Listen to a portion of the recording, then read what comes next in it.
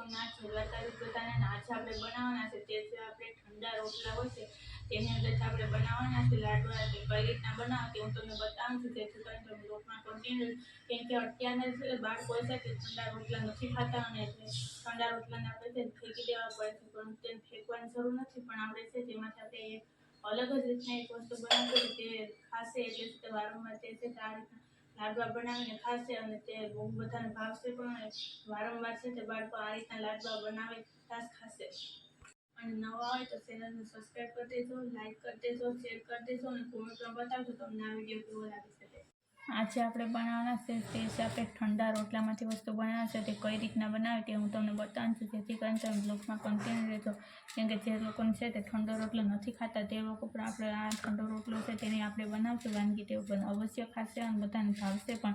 અને ઠંડો રોટલો છે તો આપણે ફેંકવો નહીં પડે, અને વેસ્ટમાંથી બેસ્ટ વસ્તુ છે તો આપણે બનાવી શકીએ. તેના માટે થઈને પહેલાં તો આપણે આ રોટલાને આપણે છે તો આ રીતના આપણે મિક્સર જારની અંદર આપણે પીસી નાખવાના છે.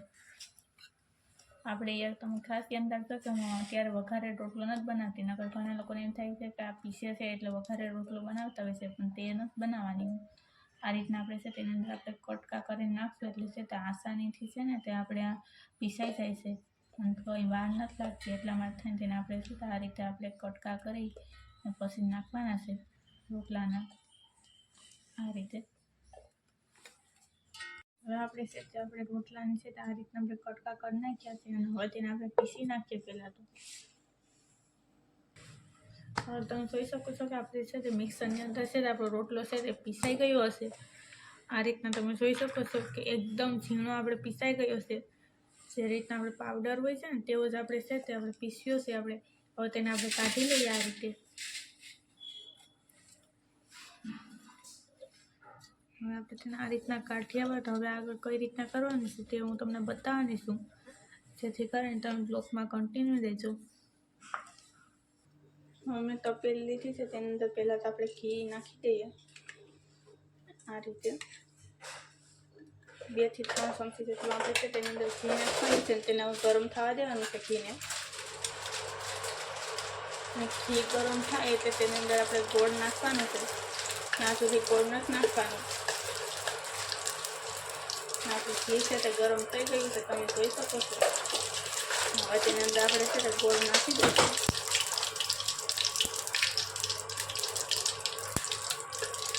આ રીતે ગોળ નાખવાનો છે. ગોળ નાખ્યા પછી ગેસની ફ્લેમ છે તો હાવ સ્લો કરી દેવાનું છે.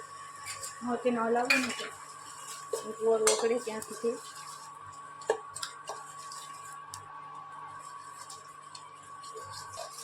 હવે તમે જોઈ શકો છો કે આપણો ગોળ છે તે પાકી ગયો છે આ રીતે.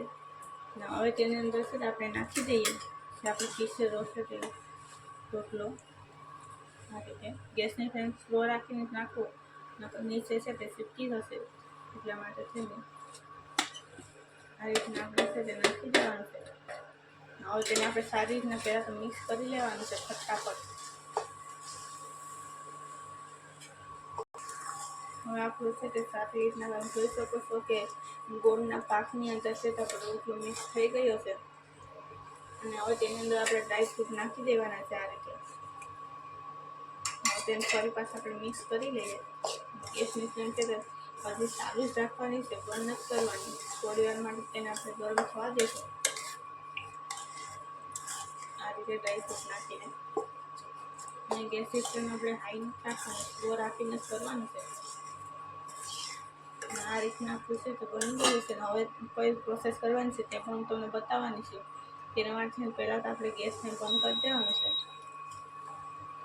હવે તેને આપણે પહેલાં નીચે ઉતારી લઈએ.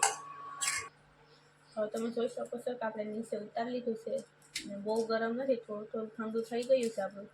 હવે તેની અંદર છે તે આપણે આ રીતના આપણે લાડવાનો આપણે આકાર આપી દેવાનો છે. કેમ કે આપણે વેસ્ટમાંથી બેસ્ટ વસ્તુ છે તો આપણે બનાવી શકીએ છીએ તેને. બધાને ભાવશે પણ તેવી જ આપણી વસ્તુ છે તે બની રેડી થઈ જાય છે, અને કોઈ પણ ઓળખી પણ ના શકે કે છે તે અમે આ કેમાંથી બનાવેલું છે તે. તેવા જ આપણા લાડવા છે તે બનીને રેડી થઈ જાય છે. આ રીતે તમે જોઈ શકો છો આપણે લાડવાનો શેપ છે તે આપી દીધો છે. તેને આપણે આ રીતના આપણે કાઢી લેવાના છે. હવે તેને આપણે છે તે બીજી રીતથી પણ આપણે લાડવા બનાવવાના છે, તે પણ હું તમને બતાવવાની છું કઈ રીતના બનાવશે.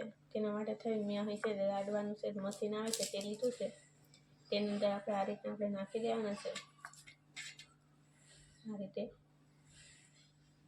તેની આ મશીન તે વધારે પડતા બધા લોકોની ઘરે હોય જ છે આ મશીન.